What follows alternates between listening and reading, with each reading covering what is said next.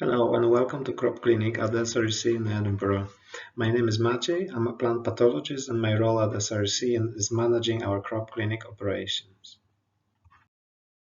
Crop Clinic is based at SRUC Edinburgh campus and is located within University of Edinburgh King's Buildings campus.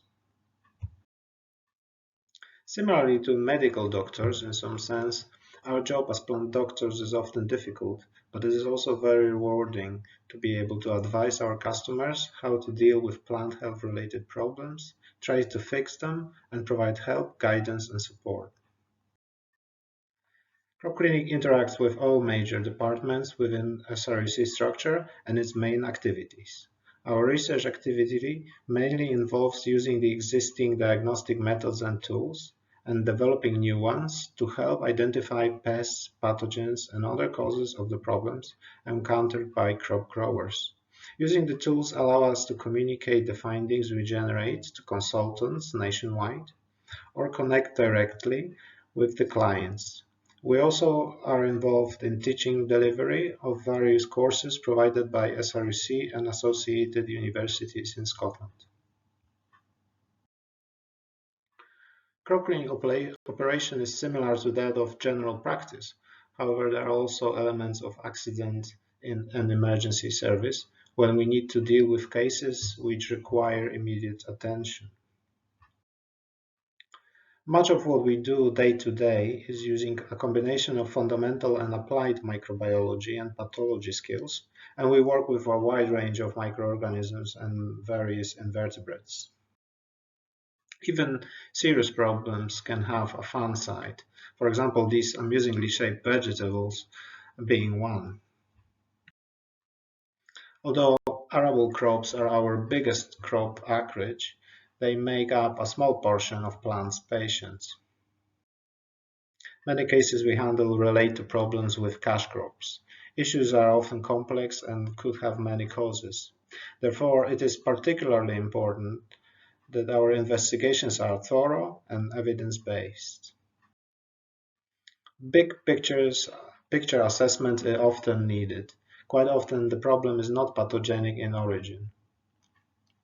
These are examples of uneven fertilizer application, nutrient deficiency, spray scorch, or uneven liming. Identifying the problem is just the beginning.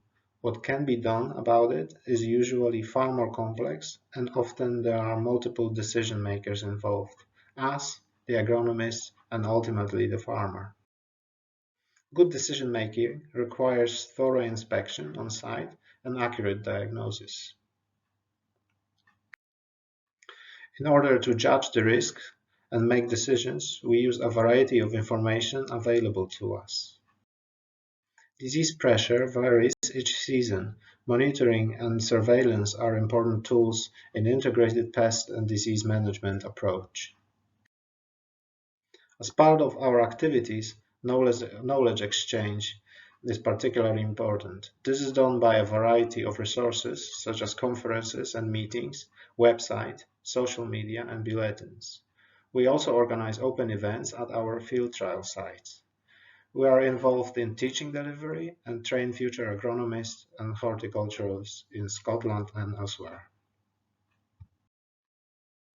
I'll now talk about just a very few examples of cases we normally handle at Crop Clinic. Rhynchosporium communis on the left is the major yield robber in Scottish barley, but the clinic hardly sees it, as everyone recognizes its shape of the lesions. Many cases often require wide-range investigation, such as this aminopyrrole damage in tomatoes on the right-hand side. In this case, the pesticide was used to remove grass. Dead grass clippings were then used to form compost. We get lots of plants with spots which resemble Ramularia leaf spot. It is often quite difficult to correctly identify Ramularia symptoms. This case was not it, and the spots were related to stressed plants because of flooding. Not all the spots are Ramularia. In this case, there was a mysterious patch of dead grass in the customer's garden.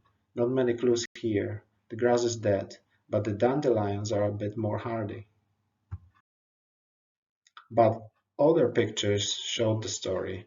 Hedges are a major cause of garden disputes. Here the neighbor has tried to poison the hedge, and herbicide has seeped out into the grass. The hedge is actually fine. Many cases are not associated with microorganisms or pests. In this instance, this is severe manganese deficiency, which could also be mistaken for a scourge, except for the intervenal pattern. Here we have an uneven lime spreading and severe manganese deficiency as a result. The pattern in the field and the history of the field operations gave the clues. Ergot in seed is a major reason for rejections at intake by merchants and costly to growers as a result. Sometimes we get asked to confirm when a grower is unhappy a grain load has been rejected. Sometimes it turns out to be rat droppings instead. Leather jacket damage in spring cereals we see more of recently. This is associated with the withdrawal of chlorpyrifos. Thank you for watching. I hope you found this presentation informative and useful. Have a great day.